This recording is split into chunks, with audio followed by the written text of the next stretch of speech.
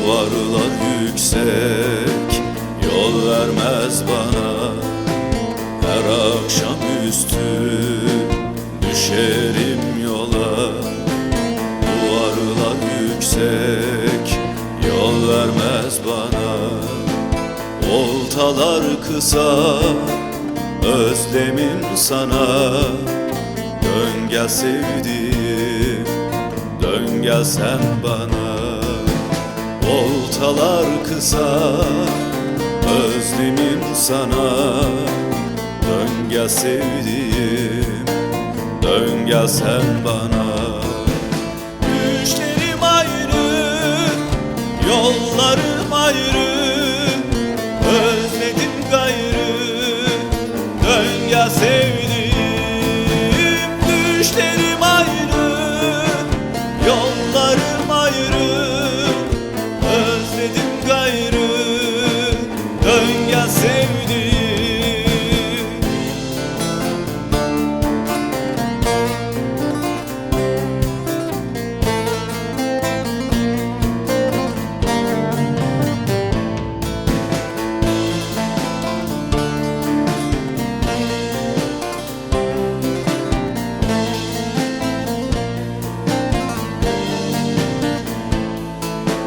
Geceler sessiz, olamam sensiz. Seher vaktinde parlayan yıldız. Geceler sessiz, olamam sensiz. Seher vaktinde parlayan yıldız. Hasretinden bak, bak yapayalnız. Sevdiğim hasretinden bak yapayalnız.